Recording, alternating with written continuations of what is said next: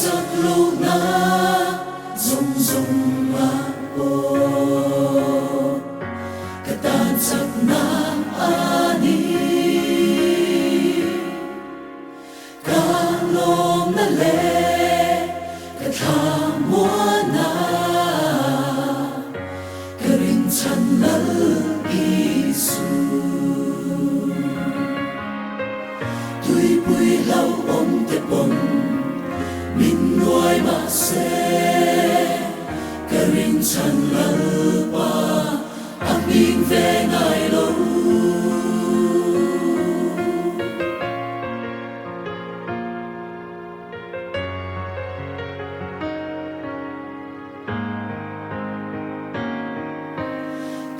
giấc lâu na rung rung mà ô katan giấc na ani cả lom na lệ cả tham mua na cả rin chân lal Isu tuy bùi lâu ông tết bông min nuôi mà sẽ cả rin chân lal ba áp in về ngày lâu giấc na lệ thiếu đi thế ngà để sinh rin chân na giấc na rin lova Kraws Hmachhuanin gần tết ngày đó xóa đâu ra lâu xa mà sẽ gần gần sẽ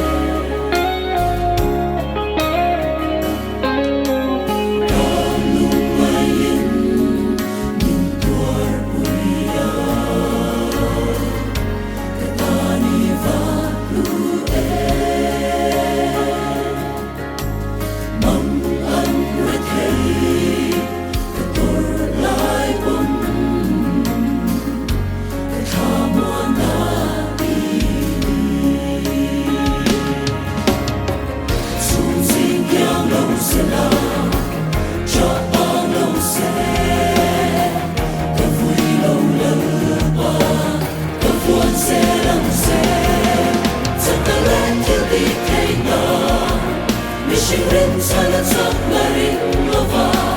Kraws Hmachhuanin gần mẹ đây đó xóa đâu ra lâu xa mà sẽ gần gần sẽ đó gần sau gần thế sẽ gần thế là ông in tiếng tu khá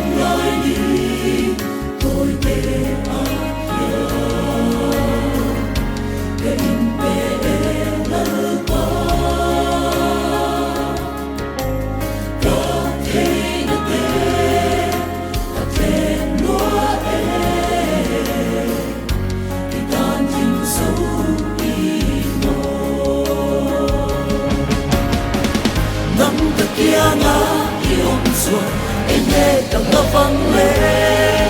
cất giấc na căn na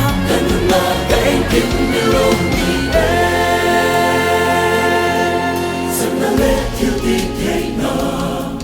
mi sinh rin chân na giấc na rin lova Kraws Hmachhuanin cần để nghe đó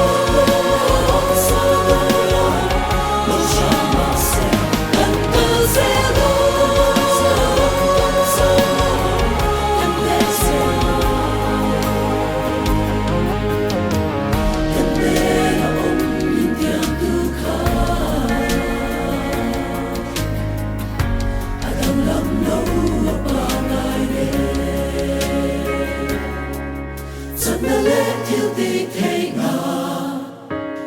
rin cha la chat na ring lova